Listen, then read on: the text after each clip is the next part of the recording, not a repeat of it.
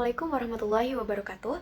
Perkenalkan, saya Gina Rosvita Maharanisan. Kali ini saya akan menjelaskan tentang ukhuwah Islamiyah. Untuk pendahuluannya, ukhuwah sendiri berasal dari bahasa Arab, akhu yang artinya saudara.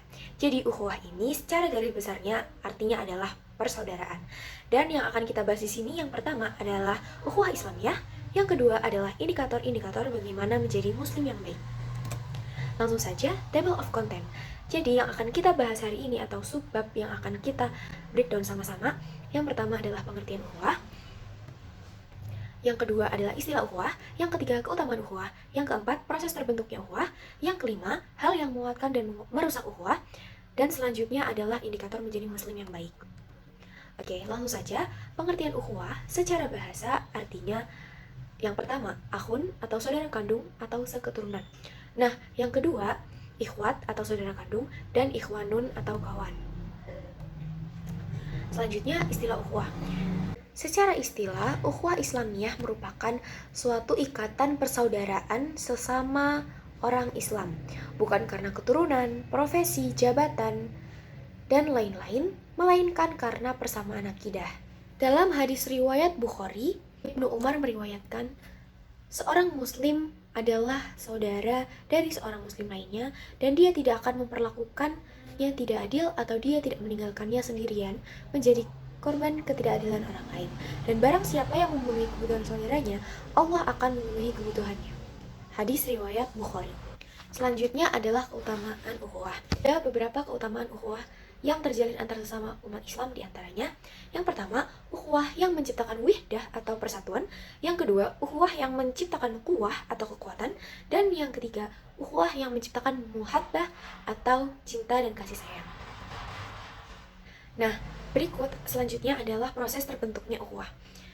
Hadis riwayat Bukhari Muslim bahwa tidak beriman seseorang di antaramu hingga kamu mencintai saudaramu seperti kamu mencintai dirimu sendiri. Lalu, bagaimana proses ukhuwah itu terbentuk?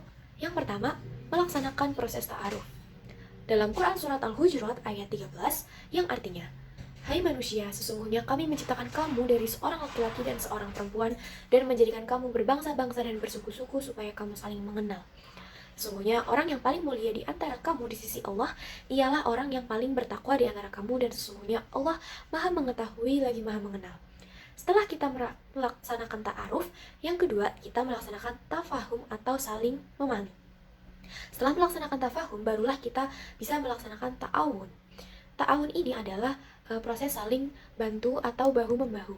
Ta'awun dapat dilakukan dengan hati yang tenang, saling mendoakan, dengan pemikiran atau berdiskusi dan saling menasehati, dan juga aman, saling bantu-membantu. Dan setelah melakukan ta'awun, barulah kita dapat melakukan proses takaful. Nah, proses takaful ini adalah tingkatan ukhuwah yang paling tinggi. Lalu selanjutnya adalah hal-hal yang menguatkan dan hal-hal yang dapat merusak ukhuwah. Nah, yang pertama ada hal-hal yang dapat menguatkan ukhuwah Islamiyah. Yang pertama, ada memberitahukan kecintaan kita kepada saudara kita. Kedua, menunjukkan kegembiraan atau senyuman bila berjumpa.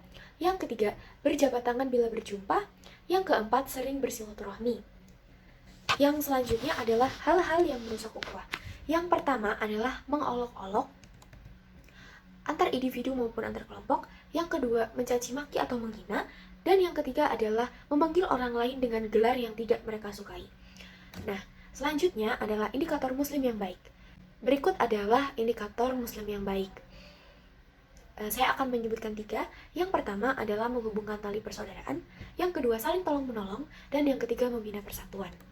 Nah, selanjutnya adalah kesimpulan.